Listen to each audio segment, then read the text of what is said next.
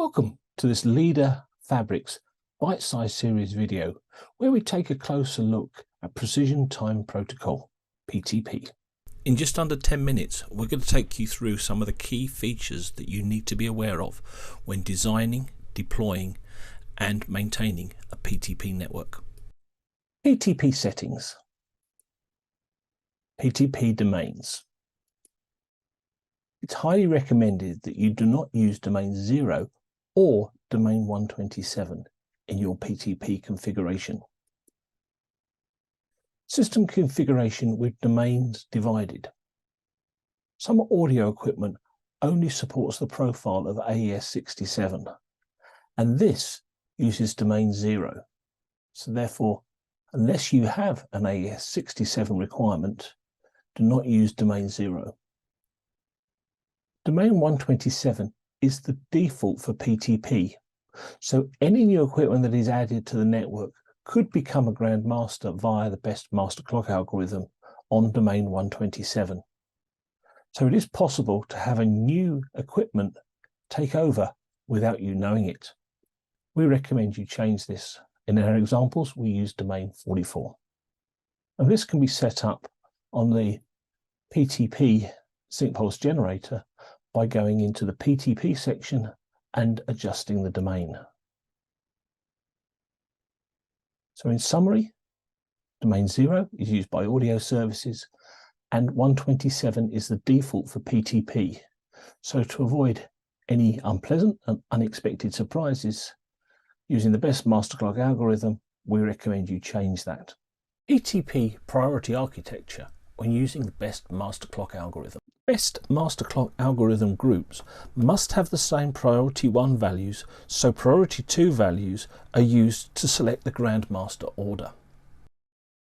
And in this example here, we have priority 1 set to 1 for the 2 SPGs with PTP that will be either the grandmaster or the leader. Then we have the PTP distribution layer, and here priority 1 is set to 10. Then as we move down to the spines, priority 1 is set to 20. And as we move down to the lease, priority 1 is set to 100. And this is a typical architecture you'd see in a fixed facility.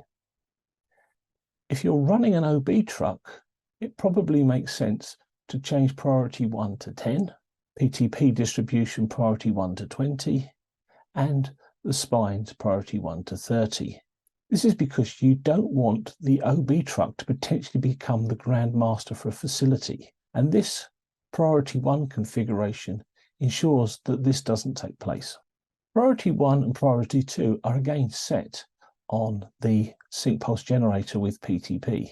And priority 1 and priority 2 can be set for both domains.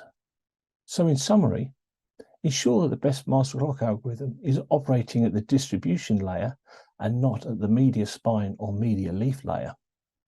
And this is achieved by using a combination of priority 1, clock class, and priority 2, and restricting boundary clock switches from participating in the best master clock algorithm. Best master clock algorithm groups must have the same priority 1 value, so priority 2 values are used to select the grandmaster order. Announce messages and announce timeout interval. If the leader does not see an announce message from a better clock within the announced timeout interval, then it takes over the role of grandmaster. For SIMPTE 2110 deployments, this value should be set to 0, which translates to 1 message per second. Again, this is set up on the sync pulse generator with PTP, and the parameters can be set for profile type ST2059 and profile type AES67. Ensure that the announced message and announced timeout interval message rate is correctly set on all devices on your network, including your switches. 1-step stroke 2-step clock. 1-step clock sees a sync message sent from the grandmaster time to the follower. 2-step clock sees a follow-up message sent. PTP assumptions. There is no delay between timestamps being created and the packets leaving the interface. But in reality, there is what's known as a delay in network stack. So therefore, the follow-up message contains the accurate T1 time, not when it was created, but when it was actually sent from the grandmaster time. And again, this can be set up on the sync pulse generator with PTP for either one-step or two-step, depending on the architecture of your PTP network. PTP communications modes.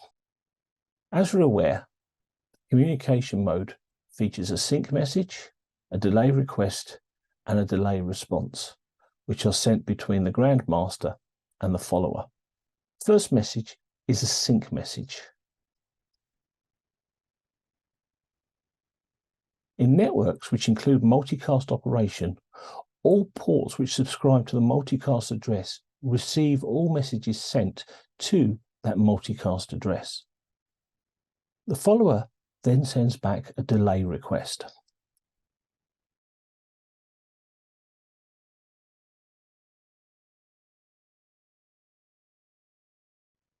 Any port implementing PTP will need to subscribe to both multicast addresses. The bridge may be a transparent clock, or a switch, or a router with no PTP capabilities. Then the grandmaster sends the delay response message.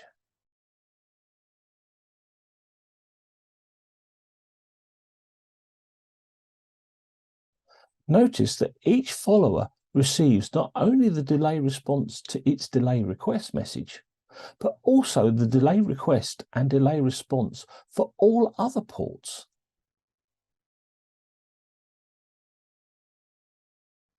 So all messages go from all devices to all devices.